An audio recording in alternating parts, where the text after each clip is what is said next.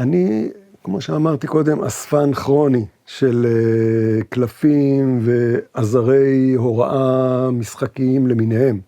יש לי אוסף, כאילו קלפים אמרתי 20, אבל משחקים בטח 50, וגם כלכלה, הכל באמת מגוון מאוד מאוד רחב. אני מאוד מאמין בלמידת דרך משחקים. איך שהתחיל הסבב והבנתי את הפוטנציאל של הדבר הזה, אמרתי זה צריך להיות זמין לאנשים שעובדים בתחום הזה, כדי שלא יצטרכו לצלם ולהסתובב, וזה בטח מתכמת ואני לא יודע מה, כאילו, אז להפוך את זה למשהו זמין. אז זה התחיל ממני. קודם כל הגעתי הביתה למחרת, הורדתי באינטרנט 148 נדמה לי כריכות של ספרים. הבת שלי המעצבת הגרפית הסדירה את זה לדפוס כזה, יחדה את הגודל ואת הכל, והדפסתי. וזה הפך בעצם לחבילת קלפים. זה הפך בעצם לערכת קלפים.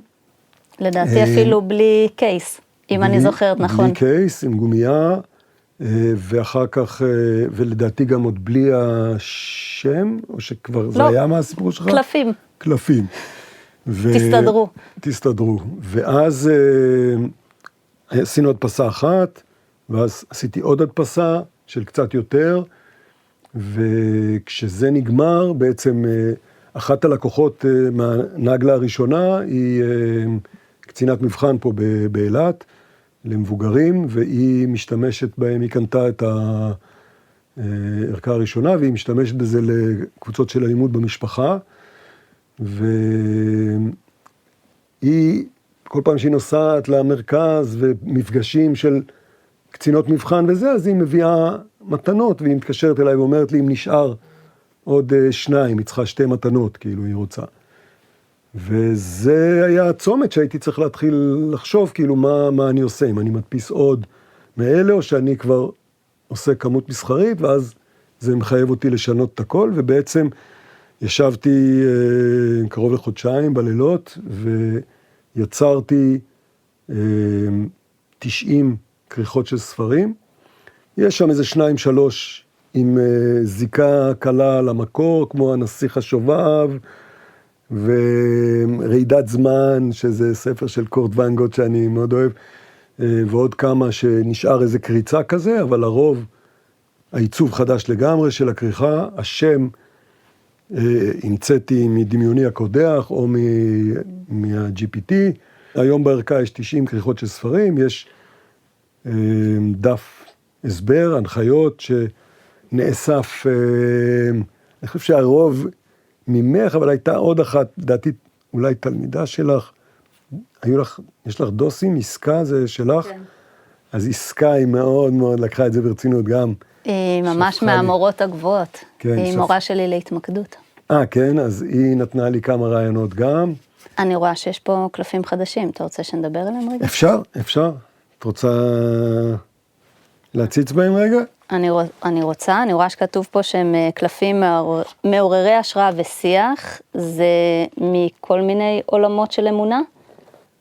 בגדול זה מבוסס על המיתולוגיה היוונית. אוקיי. כשנגמרו לי האלים מהמיתולוגיה היוונית, אז המצאתי כמה. יש פה גם את השם שלנו. אז השם שלנו, השותפה שלי היא אישה מאמינה, היא לא הסכימה לוותר על זה, אני חשבתי שזה יסבך, כי כולם ירצו לבחור את זה, כי ההנחיה הקלאסית של זה תבחר את האל שאתה רוצה להיות, ובוא נשמע איזה מצווה אתה רוצה להוסיף, או איזה מצווה אתה רוצה לבטל, כאילו, וסבב כזה סביב זה. זה מה שאני חשבתי שיתאים. התמונות מטריפות, זה AI? כן. זה וואו. כן, זה הדור החדש של ה-AI. וגם מה שהוספנו פה זה שאחרי שהאימג'ים היו מוכנים וכבר כמעט יצאנו לדפוס, השותפה שלי, הבת שלה יש לה חנות פה של כל מיני דברים יפים ומעוצבים, והיא כל בוקר, יש לה איזה ערכת קלפים שם, שכל בוקר היא פותחת איזה משפט ושמה לה ליד הקופה כזה, כן. להכוונה יומית כזה, והיא מאוד רצתה שנוסיף על זה משפט, במקום סתם את השם מאחורה, שיהיה איזשהו משפט, זה הוסיף לי עוד איזה חודש של עבודה. GPT נתן 3 טובים, כבר התחלתי להתלהב, אבל אז הוא התחיל לחזור עליהם עוד פעם ועוד פעם ועוד פעם, אז היינו צריכים לעשות את הכל, באמת לחשוב על זה אלה קלפים שנראים לי כמו לאנשים שהם באיזושהי צומת או באיזושהי חיפוש של דרך, כי גם אני רואה שזה שואב חזרה למקורות של כוח. יש פה הרי לכל אלה את מקור הכוח שלו, וגם אני מרגישה שזה יכול להיות גם משהו לאיזושהי דינמיקה של יחסים. זאת אומרת, אם הייתי רוצה לשקף למישהו איזה כוח אני רואה בו, או איזשהו אור, או איזושהי הכוונה, אז הצענו כזה גם לבחור למישהו שלידינו, איזה מתאים לו, זאת אומרת, שוב, ההנחיה היא מאוד גמישה, לך אני לא צריך לספר את זה, באמת אפשר לשחק עם זה לכל מיני כיוונים. זה יפהפה, ממש. דיוניסוס. ולך כבר יצא להתנסות בזה? אני רואה את זה עכשיו פעם ראשונה. לא השתמשתי, אבל זה כבר מסתובב קצת, גם נמכרו בחנות שם כמה, וגם... אני לא חושבת שהערכה להשאלה שהכנת פה תחזור אליך. לא, זה בשבילך. לא, לדעתי אם יש לך ספרייה כזאת שאתה נותן לאנשים להשיל קלפים, זאת ערכה שאני לא בטוחה שתחזור. לא, יש כרטיס, ספרייה. היא מאוד מרשימה, זה מה שאני מנסה להגיד. כן, תודה. ממש. אני חושבת שזה גם פה מלא עולמות, כי באמת יש פה המון אלים ואלות, יש להגיד. 88. זה גם הסימבוליקה של האינסוף. וזה, אז זה היה חשוב לה. זה יפהפה. אני חושבת שיש פה משהו חזק מאוד. זה אולי אפילו אינטגרציה כזה, קצת אושוי. באמת, ביופי של זה וגם בעומק. טוב, אני מקווה לשמוע ממך בשבועות או חודשים הקרובים. אני לוקחת את זה להתנסות. רעיונות ומסקנות. ואולי עוד ניפגש לאיזה שיחה על הקלפים האלה, מי יודע, בביקור הבא שאת באזור. אני אשמח מאוד. נכון שזה כלי עבודה, והשיווק שאנחנו עושים הוא מוכוון, זאת אומרת ששתי הערכות הוא מוכוון אנשי מקצוע, אבל אני אגיד שבבר מצווה של אחיין שלי, אי שם בקורונה, שעשינו בסעד, אז גיסתי אמרה לי, הפעלת איך ארוחת צהריים עליך, והבאתי את הקלפים ופיזרנו על השולחן, וההנחיה הייתה, אנחנו הולכים לברך את חתן הבר מצווה, שכל אחד יבחר איזושהי כריכה שהוא מתחבר אליה, ודרך זה יברך. אז כאילו, זה גם נותן, זה הופך את הברכות למאוד מגוונות, ונותן רעיונות, כי אחרת הרבה פעמים נתפסים כזה על שיהיה לך המון מזל טוב וברכה בכל מעשה ידיך. וזה לא מתרומם, אז כאילו באמת הכריכות, גם הוויז'ואל וגם השמות נותנים המון גיוון לסבב כזה, ובאמת אנחנו מייעדים את זה למגוון הרבה יותר רחב של פרקטיקות ויישום. פרקטיקות ויישומים. אז א', האם יצא לך פעם להשתמש איזה שימוש חובבני באיזשהם קלפים? מעניין אותי לשמוע, וככה, אם יש לך משהו לסיום, להוסיף. אני לא יודעת אם שימוש חובבני, אבל אני אגיד שזה פגש אותי בהמון שדות. עשיתי הרבה לימודים גם לא פורמליים, עשיתי פעם קורס תקשור, של ככה מימדים נוספים, וגם אז הקלפים, אני חושבת שגיליתי את הכוח של האינטואיציה, בבחירה של קלפים, של בחירה, של באמת להיות באיזושהי כוונה, ולבחור את הדבר המדויק. וגם הזכרת את עסקה, שלמדתי אצלה פוקוסינג, התמקדות, שזה בעצם לשכלל את הכלי של הקשבה לגוף. הגוף בעצם מספר לנו הרבה דברים על עצמנו, ולהיות מסוגלים להיכנס לאיזשהו דיאלוג, ולהבין מה החסימה שיש לנו שם. יש את הפרנה, את אנרגיית החיים, והחיים גם מזמנים לנו כל מיני חסימות, חלקם אנחנו מודעים וחלקם לא, והכלי הזה של ההתמקדות הוא בכוחות עצמיים בעצם לזהות את החסימה הזאת, וגם אז אני בעצם הבאתי את הקלפים האלה כחלק מהתרגול, ואני חושבת שבכל מיני שדות של מפגשים עם אנשים, ורצון לאיזושהי אינטראקציה עמוקה יותר, כמו שאתה אומר, אפשר הרבה פעמים להתאפס לאיזשהם דפוסים, ולהישאר במגננות או בקליפה החיצונית. אני חושבת שמה שמעניין זה לייצר מפגשים אנושיים עמוקים יותר, ורבדים חדשים. אני חושבת שזה מחדש גם לעצמנו על עצמנו, וגם במפגש עם בן אדם חדש, יכולה להיווצר דינמיקה חדשה.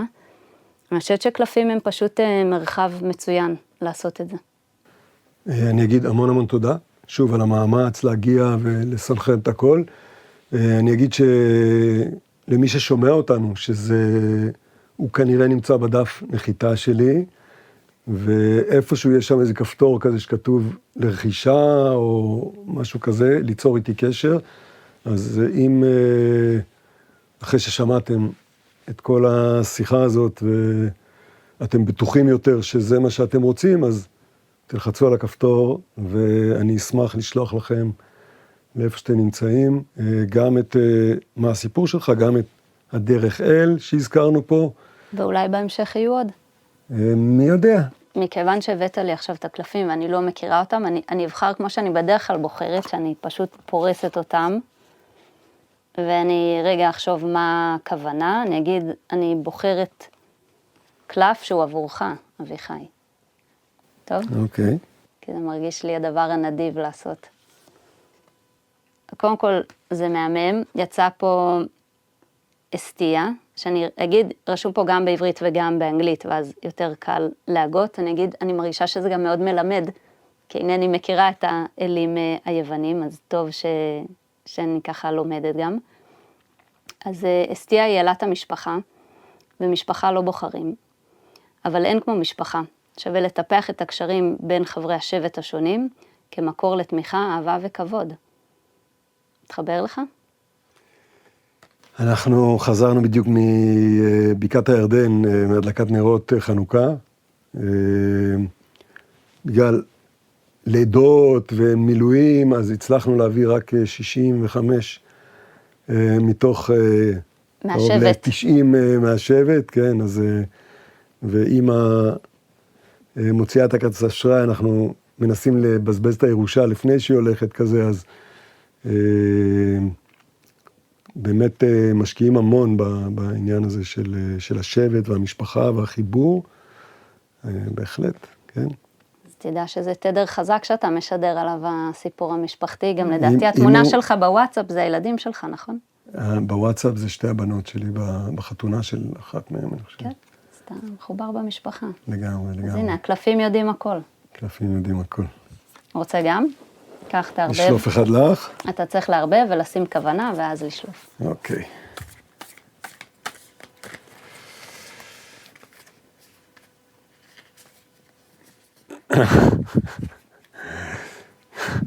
יפה, כן, התעכבנו עליו קודם.